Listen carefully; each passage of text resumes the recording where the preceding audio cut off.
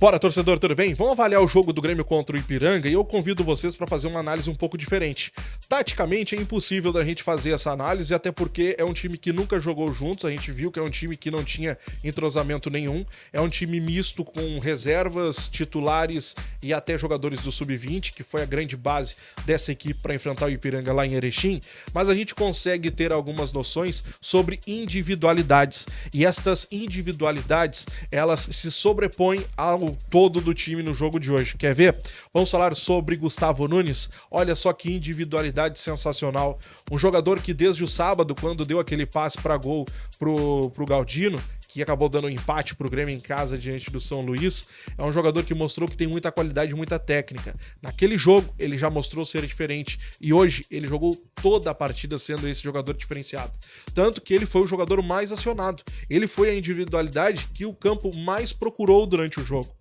Foi aquele jogador que quebrava linhas, que buscava o ataque, que dava dribles, que tentou finalizar. Foi esse jogador Gustavo Nunes. E ele começa a mostrar que, por exemplo, ele não merece estar abaixo do garoto Bessosi. Ele não pode estar abaixo do Bessosi. Porque ele está mostrando mais dentro de campo do que o Bessosi. E segundo, ele é um ativo do clube. O Bessosi, ele no meio do ano, ele vai embora. Ele vai voltar para a equipe dele, vai voltar para o Lanús e o Grêmio não deverá fazer o movimento de compra, pagar lá os 4 milhões para ter o Bessosi definitivo. E o Grêmio tem o Gustavo Nunes. O Gustavo Nunes está pedindo passagem não por ser um ativo do Grêmio, mas por ser um jogador melhor que o Bessosi dentro de campo. Eu tô me desfazendo do Bessosi? Não. Pode ser um garoto que ali na frente mostre um bom futebol, pode ser um garoto que ajude muito, não tem problema nenhum. Mas eu acredito que nesse momento o Gustavo Nunes está com um futebol melhor, além de ser um ativo do clube e por isso merece estar à frente do garoto Bessosi. Outro jogador de destaque dessa partida de hoje, Kaique, e não tem como ser diferente. O Kaique no final do ano passado, quando ele foi acionado, ele mostrou ser um bom goleiro. E nesse ano, nas oportunidades que ele teve, a mesma coisa.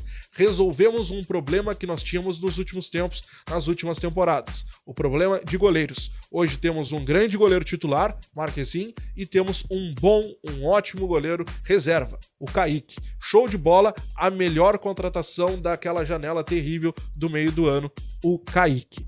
Mas tem outros jogadores que eles ficaram na linha do mediano, na linha do aceitável. E aí nós vamos pegar o Fábio, que não fez uma boa partida, foi um jogador que cedeu muitos espaços para o Ipiranga. Gustavo Martins teve 2, 3 falhas também no final da partida ali que quase comprometeram. Bruno Vini não fez uma boa partida também, é um jogador que parecia estar perdido a todo instante. O garoto Wesley foi um jogador que conseguiu mostrar que é um jogador bem mais defensivo do que um jogador que parte para o ataque. Ele conseguia fechar espaços, defender, em alguns momentos até deu umas falhadas, mas é um jogador que ainda precisa ser lapidado e mostrou que tem potencial. Sei que muita gente não gostou do Wesley, mas eu gostei de algumas amostras do jogador. Não é um jogador ofensivo, é um jogador até diferente do que a gente tinha até o momento. Nós temos o Reinaldo, que chega bem no ataque, mas que não defende bem, e temos o Cuiabano, que na minha opinião é um jogador mais ofensivo, mais meia esquerda do que um lateral. No Wesley eu vejo diferente, eu vejo ele mais um jogador defensivo, um jogador que precisa corrigir alguns problemas ainda, é verdade, mas é um jogador muito promissor para ser aquele cara para fechar a casinha ali na frente. Lapidado, bem treinado, bem trabalhado, eu acho que o Wesley pode render muito ainda pro tricolor. Dodge e Ronald, uma baita dupla de zaga, gostei muito dos dois. Não só fecharam os espaços e marcaram dobrado, mas também criaram.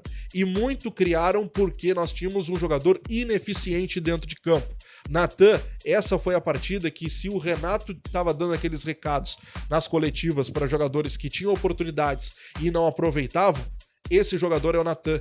E hoje, se Renato estava assistindo esse jogo, e eu acredito que estava, é o jogo que o Renato atirou o controle na parede, com toda certeza. Porque Natan, além de não criar, de não ajudar e não marcar, o Natan caminha em campo. É simplesmente um jogador a menos. Natan não tem absolutamente a mínima condição de jogar com a camisa do tricolor. O Galdino é um jogador que não voltou da pré-temporada. O ano passado ele foi um grande jogador, ajudou muito. Ele corria, ele brigava pela bola, ele conseguia ser um bom finalizador, um bom chute de fora da área. Agora esse ano o Galdino simplesmente desapareceu. É outro também que deixou muito a desejar. Gustavo Nunes, aquela grande diferença que eu disse pra vocês, o jogador que mais foi acionado na partida, e terminamos com o garoto André. E o garoto André, ele não jogou, ele não fez uma boa partida, é verdade. Ele até atrapalhou algumas jogadas do Gustavo Nunes, porque ao invés de se posicionar na área, ele ia de encontro ao jogador na ponta.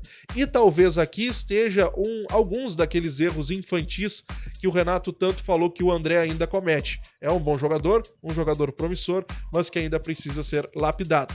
Talvez os erros de hoje do André são aqueles erros que o Renato citou, mas que não quis dizer qual eram, beleza? É uma análise de cada um dos jogadores, eu sei que vocês têm a opinião de vocês e eu quero saber quais são elas aqui embaixo. Se inscreve, deixa o like, ativa o sininho de notificações, grande abraço, até a próxima, tchau!